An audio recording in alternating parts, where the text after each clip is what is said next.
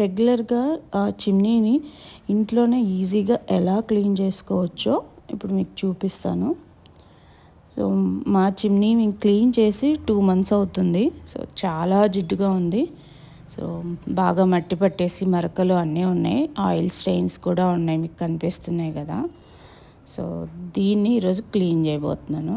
So ముందుగా clean చేయడానికి మనం ఈ ప్లేట్స్ రిమూవ్ చేసుకోవాలి.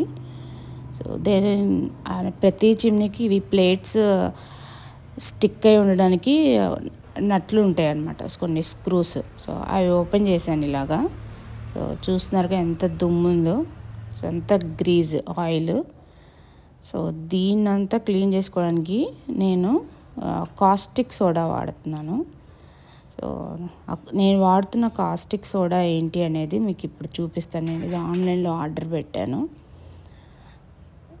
దీన్ని కాస్టిక్ సోడా అంటారు. ఇట్లా చిమ్నీ క్లీన్కి వాడుకోవచ్చు, లేదా ఆయిల్ మరకలు పోవాలన్నా కానీ ఎక్కడన్నా మనకి జిడ్డుగా ఉంటుంది కదా, సో వాటికి వాడచ్చు.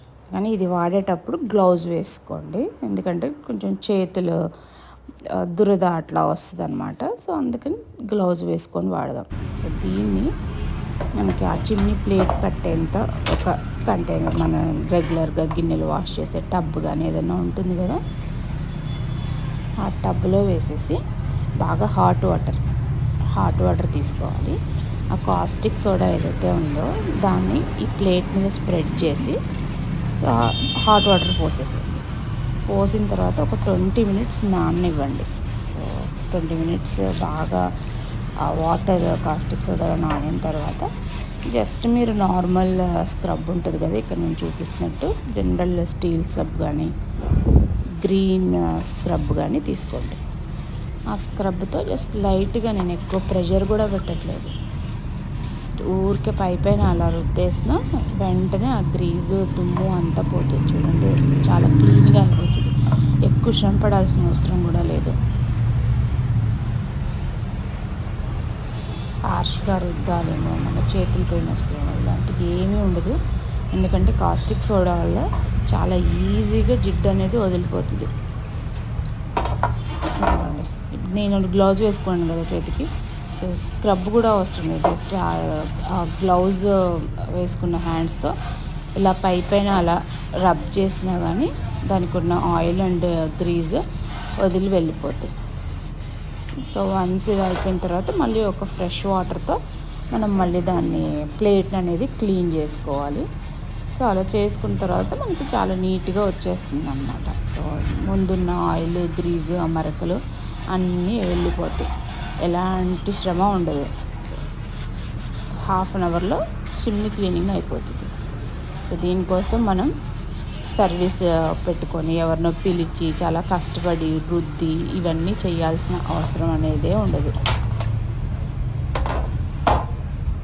దీనికోసం నేను వాడింది మళ్ళీ చెప్తున్నాను, caustic soda, hot water and 20 minutes మీరు వాటర్లో సోక్ చేయాలి ప్లేట్ని. సో ఆ ప్లేట్లు ఇప్పుడు మాదంటే ఒక సింగిల్ ప్లేటే అవుతుంది, కానీ చాలామందివి డబల్ ప్లేట్స్ ఉంటాయి. సో అలాంటివి అయితే ఈజీగా ఒక టబ్లో పడతాయి. కానీ మాది సింగిల్ ప్లేట్ ఉండడం వల్ల టబ్లో అది సరిపోలేదన్నమాట దాని హైట్కి. అందుకని చెప్పి నేను ఏం చేశాను, 10 minutes ఒక సైడ్ సోక్ చేశాను, ఇంకో 10 minutes ఇంకో సైడ్ సోక్ చేశాను. అలా మేనేజ్ చేసి సోక్ చేశాను. అదే సింగిల్ ప్లేట్ ఉన్న వాళ్ళకైతే ఆ ఇబ్బంది ఉండదు. ఈజీగా టబ్లో డైరెక్ట్గా వేసేయచ్చు, అవి టబ్లో ఫిట్ అవుతాయి. సోక్ చేసేసి క్లీన్ చేసుకోవచ్చు. ఇలా జస్ట్ ఊరికి మన చేతులతో రబ్ చేస్తే సరిపోతుంది, ఈజీగా క్లీన్ అయిపోతుంది.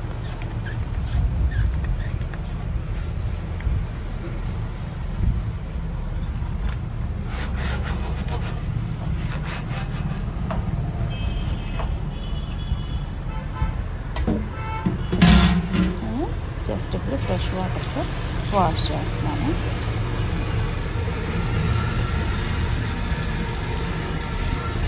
జస్ట్ నార్మల్ ట్యాప్ వాటర్తో వాష్ చేసేసి ఒక డ్రై క్లాత్ ఉంటుంది కదా, ఆ డ్రై క్లాత్తో తడంతా తుడిచేసేయండి. లేదు కొంచెం టైం ఉంది అంటే సన్నుకి ఎండబెట్టేసేయండి. సో నేను అంతా క్లీనింగ్ అంతా చేసిన తర్వాత నేను మళ్ళీ ఫిట్ చేశాను. చూడండి ఇప్పుడు చాలా క్లీన్గా అయిపోయింది కదా. దీనికి స్క్రూస్ ఉంటాయి కదా, స్క్రూస్ ఫిట్ చేసి ఆ కింద ఆయిల్ కంటైనర్ని ఫిట్ చేయాలి, అంతే. చాలా సింపుల్గా అయిపోతుంది.